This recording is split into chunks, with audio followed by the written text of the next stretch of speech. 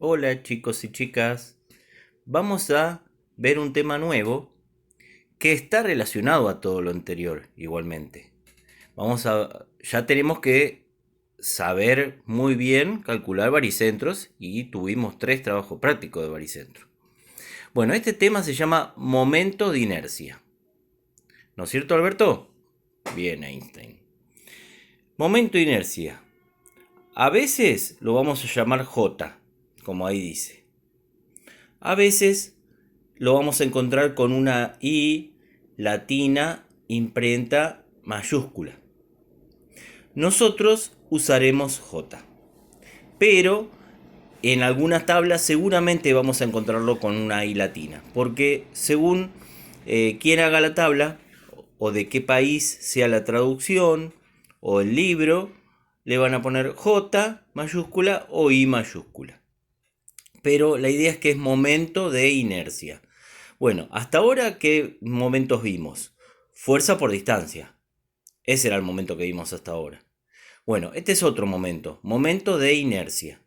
También, como el otro momento, que era simplemente una cuenta, la fuerza por la distancia, y no era algo que se podía ver en la realidad, esto es una operación matemática que nos va a servir para los próximos temas que vamos a ver. Esa operación matemática se basa en multiplicar una superficie por una distancia al cuadrado.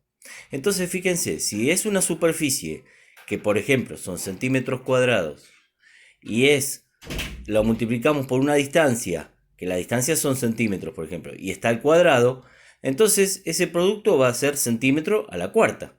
¿Ven? Entonces, momento de inercia será centímetro a la cuarta. Siempre momento de inercia va a ser centímetro a la cuarta. Y vieron que siempre va a estar relacionado con una superficie. Por ejemplo, de un rectángulo. Y siempre está relacionado a sus ejes baricéntricos. Nosotros empezamos a verlos con los ejes baricéntricos, pero siempre está relacionado a un eje. Nosotros vamos a empezar con sus ejes baricéntricos. Vamos a calcular el momento de inercia, o sea, J, respecto de XG1, J respecto del IG1. ¿Ven? Ahí está G1. Ustedes van a calcular los baricentros. Tienen todas las medidas como para poder calcular sus coordenadas. ¿Mm? Algunos ya están calculados. Por ejemplo, la coordenada en Y del círculo está en 7,25 y en X 3,25. Ese ya está. El resto lo pueden calcular. ¿Se acuerdan? En el triángulo era un tercio de cada lado, de cada cateto. Bueno, yo ya les marqué todos los baricentros, porque ustedes ya saben hacerlo, y todos sus ejes baricéntricos de las distintas figuras que vamos a trabajar. En este caso hay 6 figuras. 3 de las que son para calcular el área, como círculo, rectángulo. Cuadrado es la misma fórmula que el rectángulo. Que en vez de base y altura será lado. Y el triángulo. Y después hay 3 figuras que son las que se compran así y por algo, por eso están las tablas, que nos dicen todos los valores, como el IPN, que en este caso está al revés, está acostado, este IPN que es la figura 6, el L de alas iguales, que es la figura 4, en este caso es de 1,25 por 3,16 pulgadas. Ese IPN, si va desde 5 hasta... Ah, no le puse el borde, la medida del borde. Bueno, pero es un IPN 80. Así que va a ir hasta 13. Y este UPN es un UPN 80 también. Porque va desde el -1 al 7. Así que ahora igual les voy a poner una foto de esto.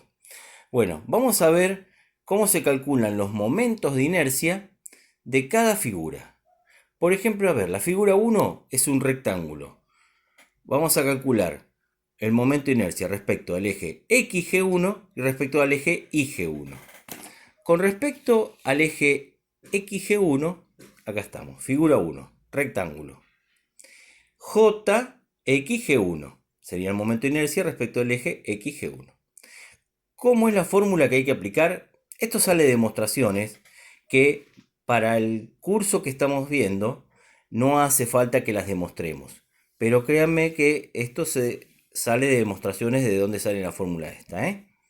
Bueno, el momento de inercia respecto al eje baricéntrico XG de la figura 1, eso es todo lo que dije, es las cuatro letritas que están ahí, JXG1, es igual a la base del rectángulo por la altura del rectángulo al cubo sobre 12.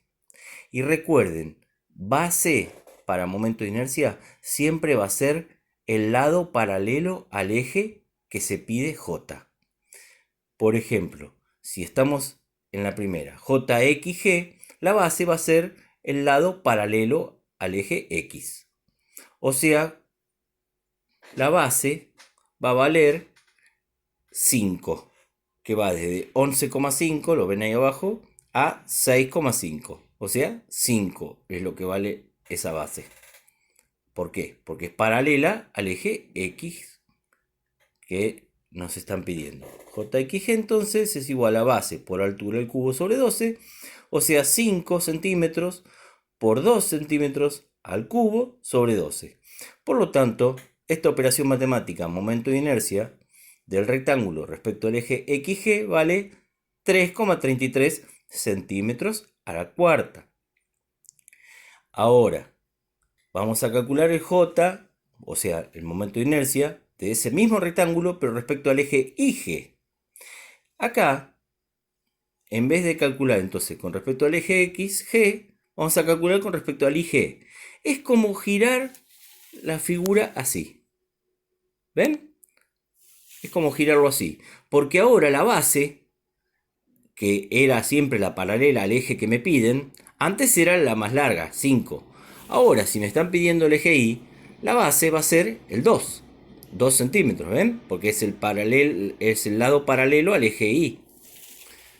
Entonces, fíjense, J y G1, que sigue siendo la misma fórmula, base por altura al cubo sobre 12, pero ahora la base son 2 centímetros y la altura 5 centímetros, porque la base es paralela al eje Y y la altura es el otro lado del rectángulo.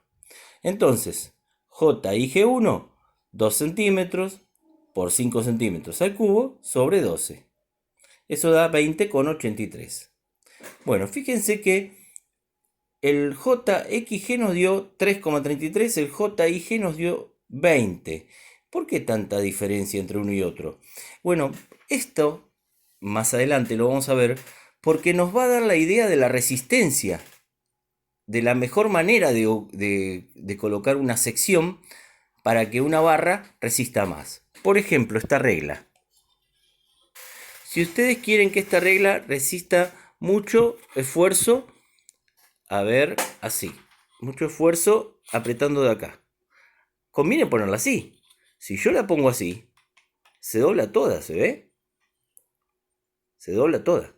En cambio, a la misma regla, yo la pongo así y le hago fuerza de arriba hacia abajo y no la voy a doblar ni loco, ¿se ve? En cambio, así es muy fácil doblarla. ¿Ven? Bueno, justamente este rectángulo, así como está, con respecto al eje XG, da muy poquito, daba 3,33. Ahora, si yo lo hubiera puesto parado, resistía mucho más, porque fíjense, con respecto al eje IG vale 20,83, como 6 veces más de 6 veces más aguanta esa pieza, esa sección. Si fuera una viga, resiste 6 veces más puesta así que en la estructura puesta así. Y generalmente van a ver que las vigas se colocan justamente así. Bueno, seguimos con la figura 2. La figura 2 es el círculo. El momento de inercia de un círculo, fíjense, no importa cuál sea el eje baricéntrico, el círculo es simétrico para todos lados, así que va a haber una sola fórmula para calcular el momento de inercia, no importa el eje tampoco.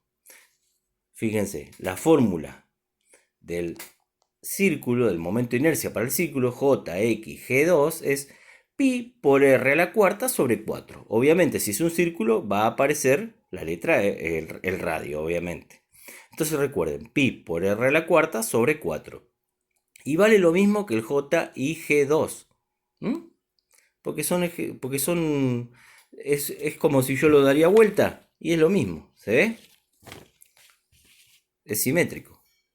Entonces, ¿qué hago? Y bueno, reemplazo pi por 1,4, que es el radio, a la cuarta sobre 4.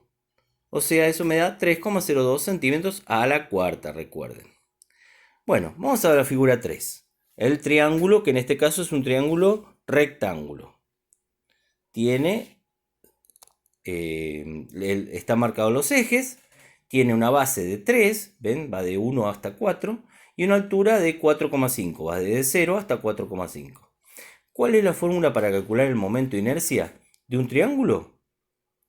Figura 3, JXG de la figura 3 es base por altura al cubo, pero ahora es sobre 36. El rectángulo era sobre 12, el triángulo es sobre 36. Y recuerden, siempre la base es la paralela al eje que estoy calculando el J. En la de arriba, la base va a ser la paralela al eje X. ¿Y cuál es el lado paralelo al eje X? Al horizontal. El 3. Así que va a ser base 3 por altura 4,5 al cubo sobre 36. Eso me da 7,59. Ahora, si calculo el JIG3, la base va a ser la paralela al eje Y. Y la paralela al eje Y es 4,5 la vertical. Entonces, para la fórmula va a ser 4,5 por 3 al cubo sobre 36. Y eso nos da otro valor 3,38. ¿Por qué? Y porque los dos lados son distintos. Si hubieran sido iguales, nos daban lo mismo. Pero en este caso son distintos. Así que recuerden, para el triángulo es base por altura del cubo sobre 36. Para este tipo de triángulo rectángulo, por ejemplo. Después, el resto de las figuras es más fácil todavía. Porque las tablas ya me van diciendo. Por ejemplo, el perfil L de alas iguales. Este de 1,4 por 3,16. ¿Ven? También, el eje X, el momento de inercia respecto al eje X, va a ser igual al momento de inercia respecto al eje Y. Porque son ejes de simetría. Ver esto así o ver esto así es lo mismo. ¿Se ve? Justamente porque son dos lados iguales.